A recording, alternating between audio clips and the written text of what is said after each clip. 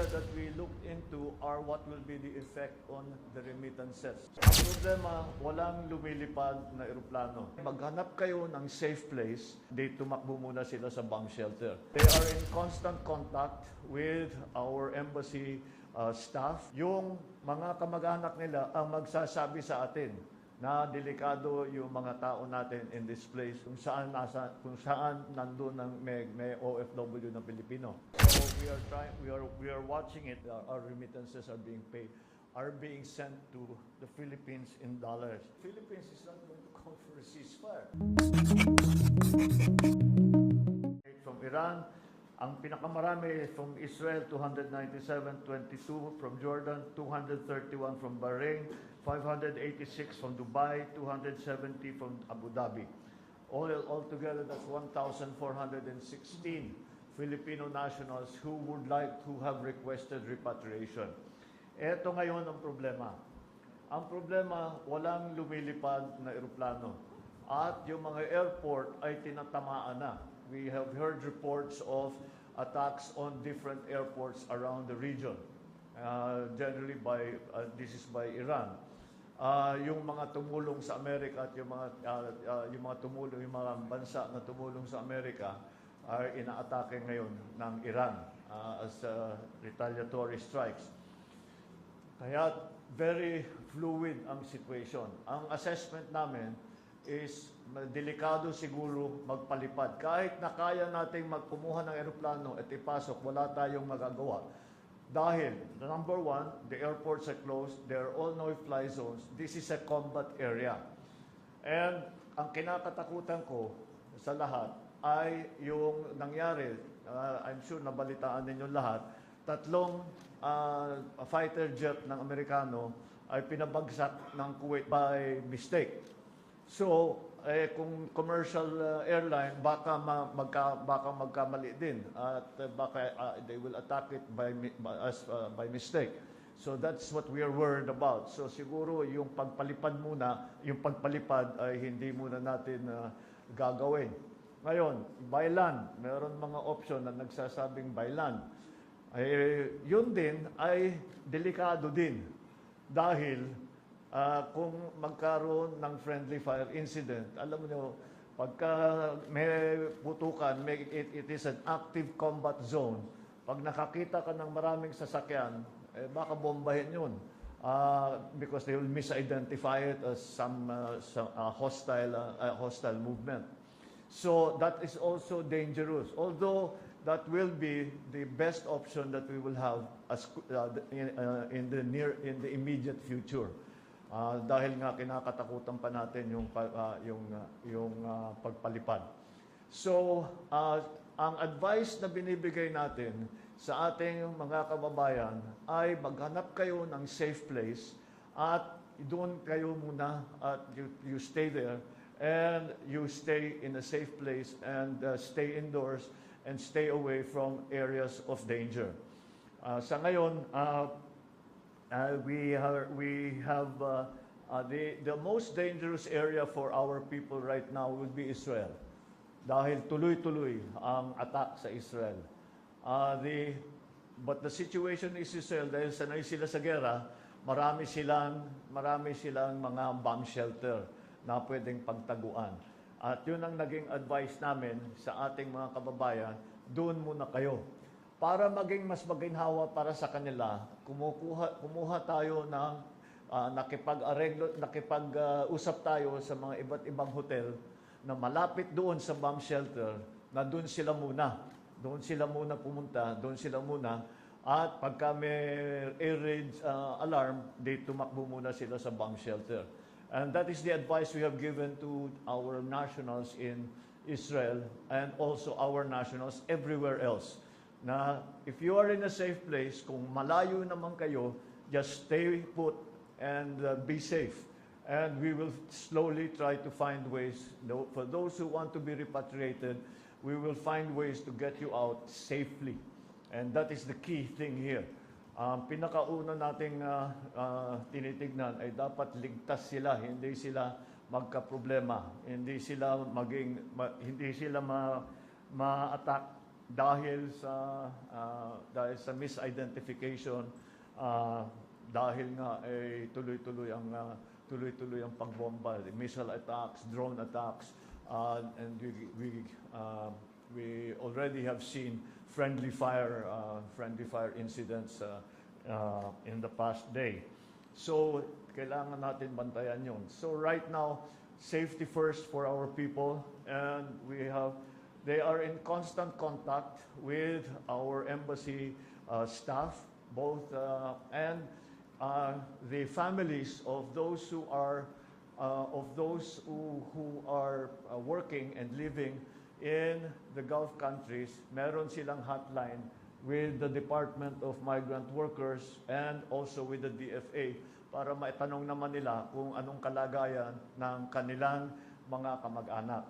The other thing is yung contact, may telepono pa. So they can actually call their own their relatives or their friends and see if they are okay.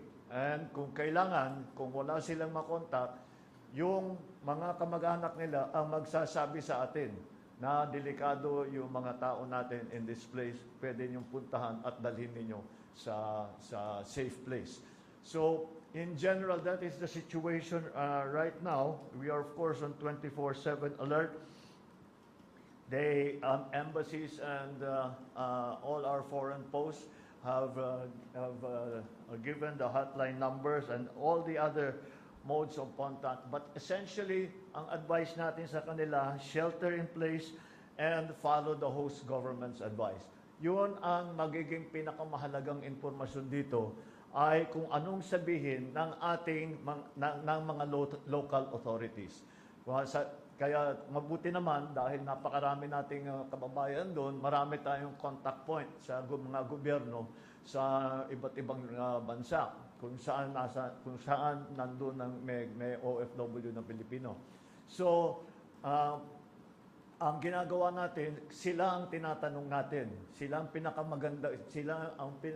may pinakamagandang impormasyon na makapagsabi sa atin, safe na ilabas ninyo na, i-evacuate nyo na yung mga tao ninyo. And what means of evacuation that will be, and where, kung saan idadaan ang ating mga kababayan para sila ay malagay muna sa safe place at eventually maiuwi dito sa Pilipinas. So these are the plans that we have to in place. Maglalagay na sana tayo ng mga quick response team doon sa mga crossing area. Pero kagaya ng nasabi ko, yung mga crossing area, kung maalala ninyo, halimbawa, remember when the Hamas attack was done in Gaza, dinaan natin sila sa Rafah crossing, nagpunta sila sa Egypt. Ngayon, ang karamihan ng mga Pilipino in Israel are in Tel Aviv. Malayo na yun sa Rafah crossing, so we have to find other ways. So sa ngayon, we are depending on the advice that will be given to us by the local authorities in the place where our nationals, where our people are. And that is what we are hoping we will be able to determine, to assess when it is safe for us. We already are collecting assets, mga bus, mga sasakyan. We are already collecting those assets para pagbigyan tayo ng kahit counting window, sabihin, meron kayong 3 oras, ready na tayo para mailabas na kagad sila. O yung mga kababayan natin, there's another thing that we're doing, yung mga kababayan natin, mga workers natin na nasa areas kagaya ng mga oil refineries sa Saudi. Oil refineries have now become a target. Maraming Pilipino doon. So in the other places that are danger areas where there are plenty of Filipinos, linalabas din natin sila doon to bring them to a safer place. So yun ang ating ginagawa for now within the area. Mahirap pa talagang pumasok at lumabas doon sa area na ngayon dahil ang lumilipad lang ngayon ay ang mga fighter jet at saka drone at saka missile. Kaya it's not a place that you would want to put in a civilian aircraft to take out our nationals. But again, as I said, situation is changing by the minute, by the hour. Kaya we just have to be in very good and close contact with the local authorities so that they can give us. But we are also talking to our friends in the United States, our friends in Israel, so that they can give us an idea. Hindi sila magsasabi kung ano yung gagawin nila, pero they can give us advice. Huwag kayong munang papasok dito sa lugar na ito dahil magulo pa dyan. Huwag kayong papasok. O dito, medyo safe na dito, etc. So, lahat ng ating kayang kausapin para magbigay ng impormasyon sa atin, para naman maging safe ang ating mga kababayan ay ating ginagawa. Area that we looked into are what will be the effect on the remittances, because this is something that will affect the families of those that are remitting funds from our workers in this part of the world. Karamihan ng remittances natin ay talaga diyan galing. Yan ang pinakamalaking working group natin na nandun. Hindi nila kasama ang pamilya nila kung hindi nagre-remit ng pera dito sa Pilipinas. It's a bit of a mixed bag in the sense that the remittances, again, it's very, very hard to make an estimate. Right now, most of these places, I would estimate, Sec Hans, would you estimate how many of the workers that are in the Gulf countries are presently working normally? Just a rough estimate. I would say a substantial number, maybe around 80-85%, Mr. President. That's what I'm getting. More or less 80 to 85%. Sinasabi nila, ang report nila sa amin, nagtatrabaho pa rin sila, na pumapasok pa rin sila. Kung hindi sila makapasok, meron silang mga work from home. So yun ang yun ang naging effect doon sa workforce natin sa iba't ibang lugar. Statistic which will have an effect on remittances is going to be the exchange rate between the dollar and the peso. We will just have to watch that very, very closely and to see what the effects are. That's why tawag ko mixed bag. Halo-halo talaga. May maaakyat, may bababa. Kasi kung umakyat ang peso, lumalaki ang remittance. Pero kung bababa naman, ang actual na dolyar na pinapadala dito, edi bababa. We don't know where that balance is going to end as of now. So we are watching it very closely. And for those who are interested, there is some sensitivity analysis that we have done what the effect is per $1 of per barrel cost will be, and what the effects will be on inflation, what the effects with the debt is here. Sec Arce has provided us with some numbers, but these are very rough estimates on how it will affect the economy. So right now, again, the problem that we have is that it is a very fluid situation. Now it's a very volatile situation. The information that we are receiving is limited, as you can imagine, as it is a war zone right now. And so we have prioritized, of course, the safety of our people who are in the war zone. Number one, that's always the number one priority.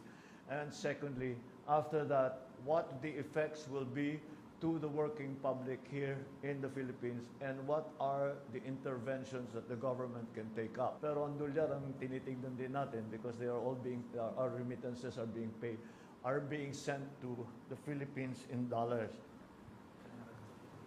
Good morning, sir. Rafi Aying from the Daily Tribune. Sir, are you calling for a ceasefire, just like any other leaders in the globe? I will call for a ceasefire. Are you requesting for a ceasefire at least? It's not. We are not a party to any of this. Of course, we want the fighting to stop, but it's not the Philippines is not going to call for a ceasefire. The only people who can call for a ceasefire are those who are involved. We are only involved tangentially, if you want to call it that, because of our people who are there. So we have expressed support and for the countries that have come under attack, And we have made our feelings known that we hope that this crisis ends as quickly as possible. And we are asking, of course, for the continued assistance for for the safety of our people. But let me do it now, if it will help. Let's hope that there is a ceasefire, and we, the Philippines, ask all parties to show restraint and to bring this to a close as quickly as possible.